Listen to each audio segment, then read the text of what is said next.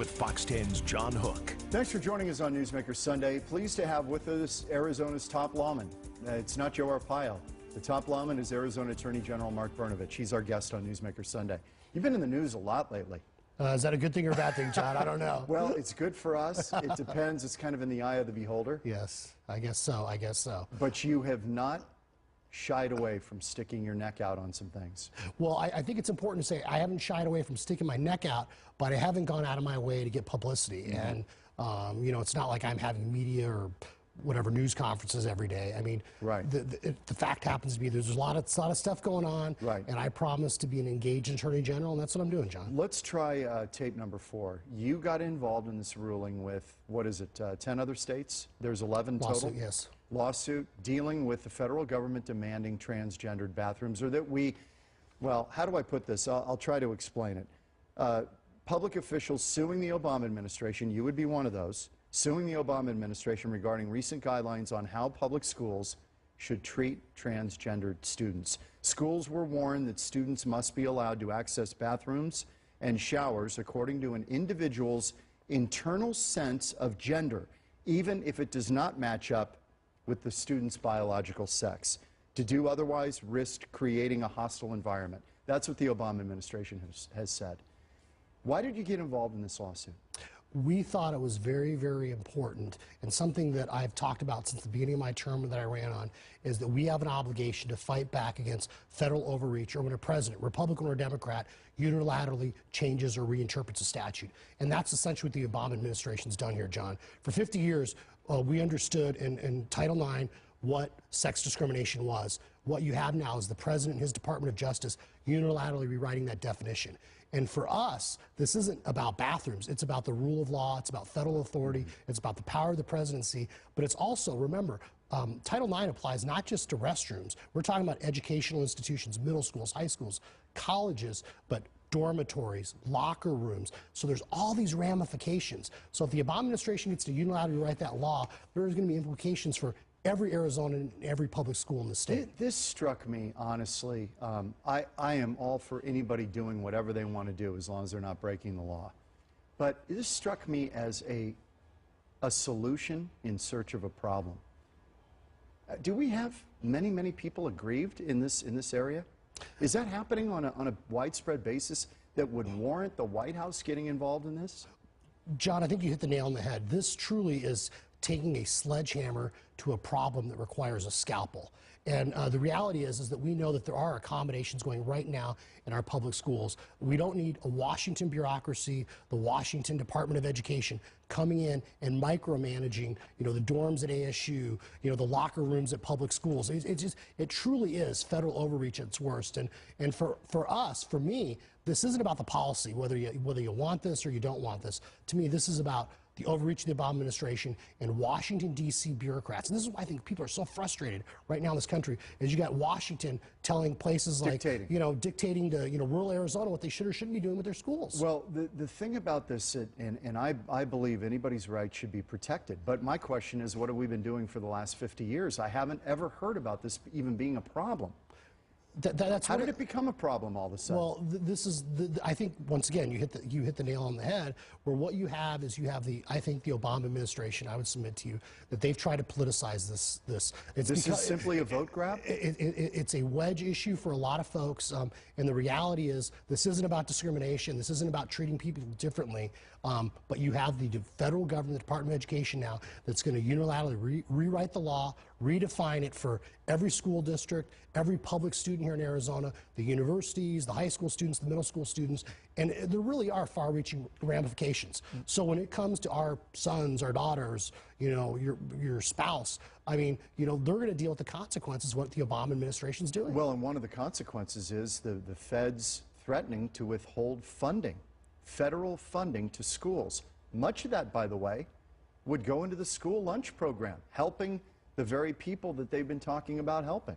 Yeah, this is, I think, what happens sometimes when you get Washington bureaucrats or, folks trying to misuse the power of the federal government, you have all these unintended consequences. And, my caveat would be is that we talk about federal dollars. Sometimes we forget those are our dollars. Those are our taxes. You paid, I paid, that Arizonans are paying. They take a trip to Washington, D.C., and then we as states beg for Washington to give us the dollars and the money back. And frankly, not to get too philosophical here, John, but that's not the way the framers of our Constitution envisioned it. The states created the federal government, not the other way around. And so we shouldn't be having to beg or be held hostage by the federal government, where if we don't accept their interpretation of a federal law, they're going to withhold hundreds of millions, if not billions of dollars from us. Okay, so you are doing this because you feel this is just federal government overreach. Is there also a part of this where the cost associated with retrofitting bathrooms, figuring out new ways to accommodate folks, could be a huge cost to schools at a time when they cannot afford this? That's a great and excellent point. The reality is that I do believe that it's up to the individual districts, it's up to individual states to make those determinations. Maybe they make a cost-benefit analysis and determine, yes, this is something we want to do. But I'm not a policymaker. I don't get to decide where the money's spent or how it should be spent. You can make a great cost-benefit analysis that's not very economically efficient. But that's not what our lawsuit is about.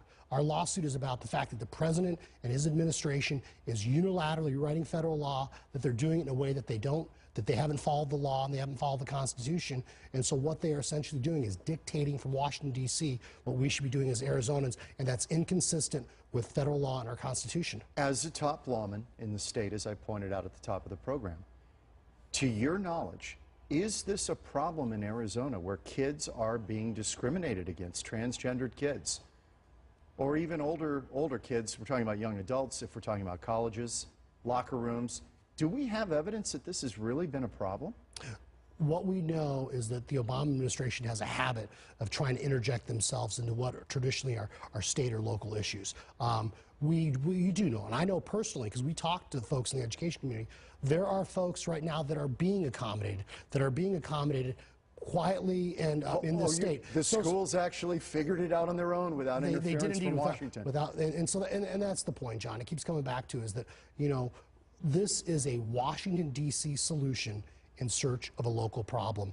And, inevitably, when the federal government gets too big and starts imposing its will, starts unilaterally rewriting laws, it's problematic for all of us. And I would just remind my friends, regardless of where you are across the aisle, we want to make sure that we have state attorneys general who are willing to fight back against federal overreach. Because you may like what this president's doing, but what happens when the next guy or gal comes along and does something you don't like? There's not a single Democrat who enjoined you on this, right? There's not a single Democratic attorney general. No, it's we do have 10 other states and we have a coalition, but it's all Republicans.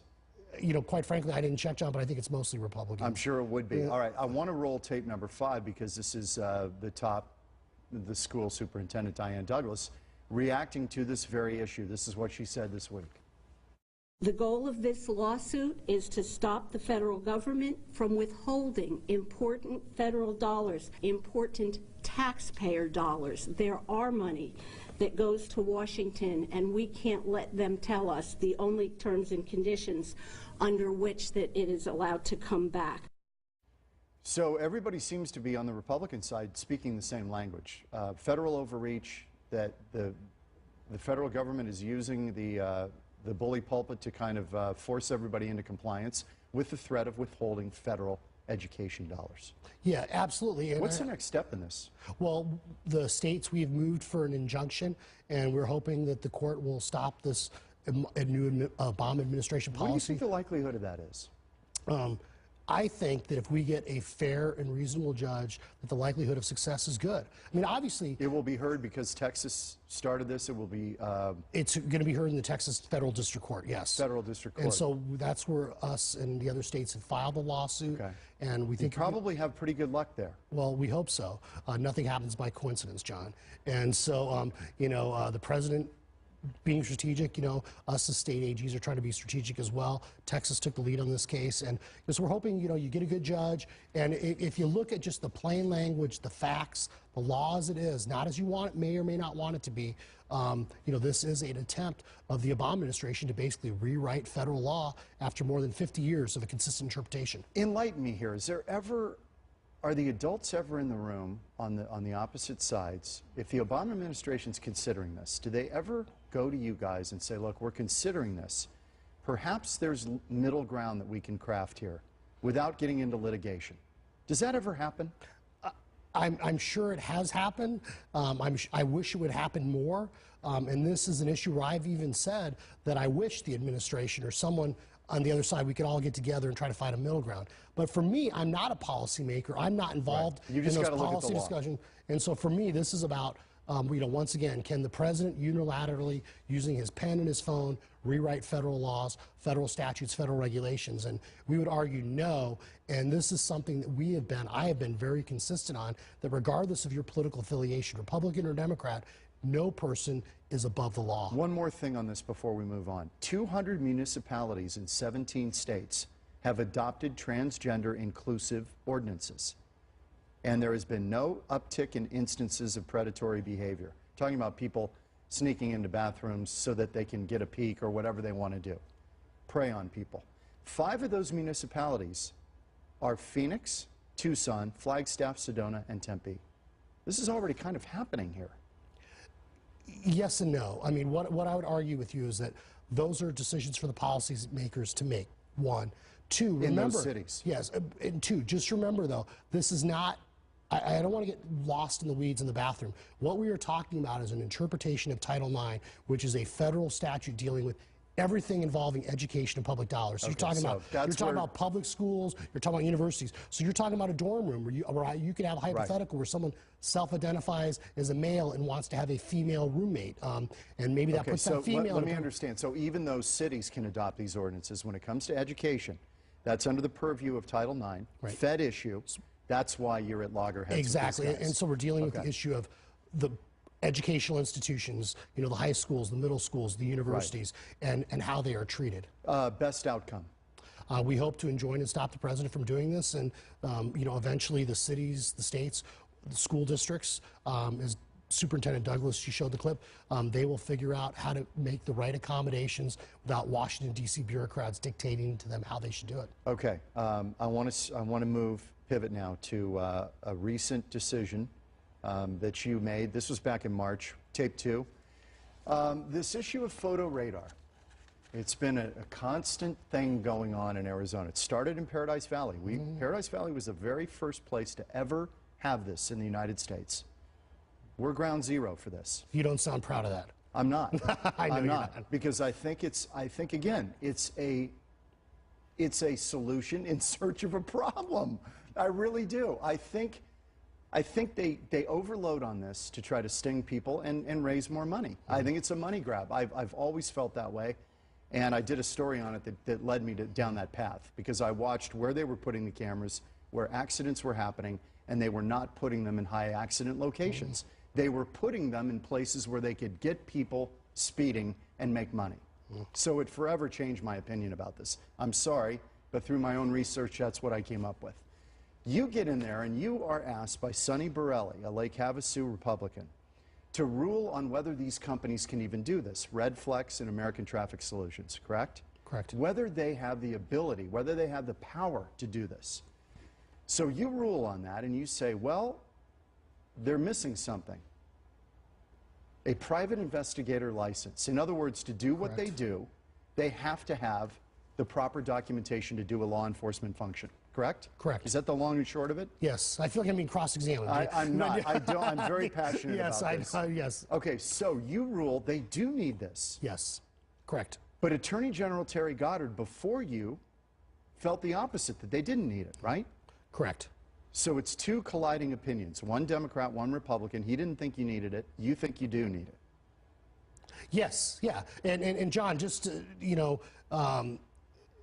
in some ways this issue has become moot because DPS is now issuing private investigative licenses. I was going to get to that. But I will say, going back to the opinion, I would say that, I think General Goddard had the opinion that, well, I think his approach was more like, well, this is what the legislature intended. They passed these laws allowing it. So, he had a much more expansive reading. And I'm one of these folks that believes in the plain letter of the law. What does the law say? Not what we think the legislature meant or what they probably meant. what does the statute actually say? And the statute, we believe, and we issued an opinion, said that it does require them to be licensed private investigators, and I think that's clearly what the statute says. Okay, so they can't be doing a law enforcement function without the proper license. Correct. What happens to all the tickets that were given when they were running afoul of the law? John, I am not sure, but I'm going to guess.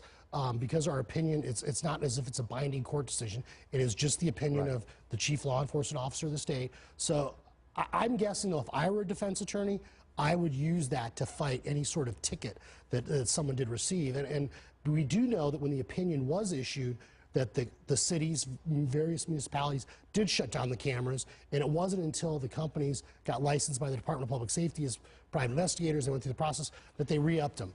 I do think it's important. I want to say that, I said this earlier, but I'm not a policy guy. You've heard me say that even on previous shows.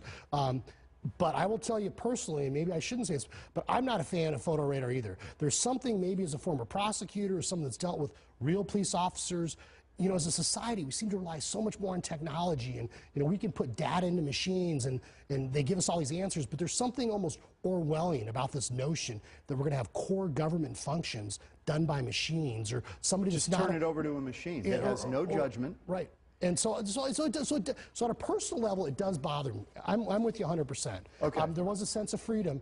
When I remember on the 51, because I take the 51 to downtown, they used to have these cameras, and every morning, everyone would lock on their brakes in the camera, and then they would speed up again. And I saw so many rear-end collisions. And I remember when they took them out, I felt, oh, this is great. And it was very liberating. And the sky did not fall. The sky did not fall when they pulled these cameras out.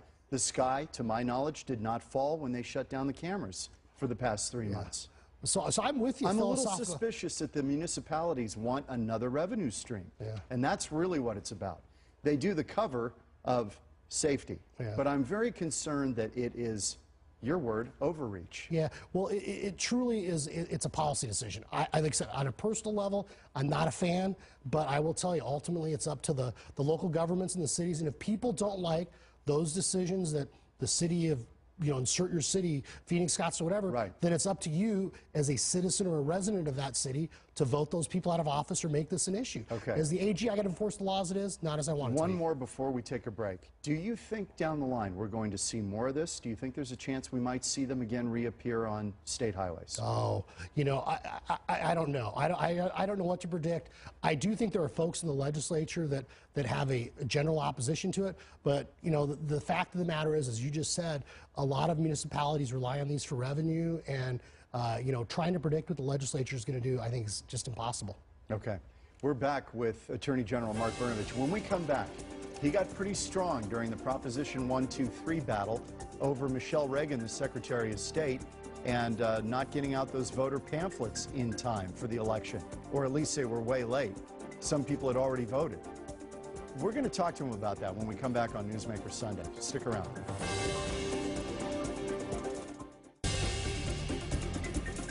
Back on Newsmaker Sunday with Arizona Attorney General Mark Brnovich, and we're going to talk here a little bit this segment about the dust-up with you and Michelle Reagan, the Secretary of State. You got pretty fired up during this battle over 123 and the voter pamphlets that didn't go out. I want to take you back. This is tape 3, appropriately titled "Election Fiasco." I think this is Steve Kraft. Take a look. Attorney General Mark Brnovich didn't mince words today, talking about the Secretary of State's failure to mail informational pamphlets to over 400,000 voters outside Maricopa County. I don't know what the right word is to express it, but it pisses me off as an Arizonan, as the Attorney General. Under state law, voters are supposed to get the pamphlets before their early voting ballots. But this time, the system didn't work properly. I cannot tell you how frustrated I am that we can't seem to get elections right here. But when it comes to publicity pamphlets, the election law does not have a penalty built into it. So the AG says his hands are tied. We do know that we do believe that the Secretary of State did indeed violate Arizona law. Unfortunately, there is nothing in the statutes that provide an adequate remedy. Secretary of State Michelle Reagan's spokesperson says she was in meetings in Scottsdale today. unavailable to do interviews. We're just as frustrated with the problem that we experience with our publicity pamphlets. I will say that over the last couple of days, our office had begun some discussions with the Attorney General's office to kind of respond to the issues that were within the complaint, and we were a little bit surprised in that they had their press conference before they were able to get some of the details as to what occurred with the issuance of the publicity pamphlet. The Secretary of State's office says it has fired the vendor responsible for failing to mail the publicity pamphlets on time. Steve Kraft, Fox 10 News. Okay, Mark Brnovich, the man who is peed off, is our guest on Newsmaker Sunday. All right, what's the deal? She broke the law, technically, with this pamphlet deal, but you can't do anything? Well, John, first of all, I'd like to say that I'm glad I'm not wearing the same tie I was in the clip you just showed. So, second of all, I want to apologize again to my mother. If she's watching this, she does not want me using those words on the air. She doesn't like when I use those types of words. So, fiasco is a good word. Let's call it that. Okay. Yeah, you know, unfortunately, or fortunately, I guess, depending on one's perspective, the statute clearly provides that the pamphlets had to be out. By the Secretary of State's own acknowledgement, they didn't get it out in time. But she's blaming the vendor, IBM. Well, IBM now is saying it wasn't a vendor problem. You know what they say about excuses, right, John? Oh yeah. And my big frustration though is that it's twofold. One is that you apparently at some point in April they knew about this.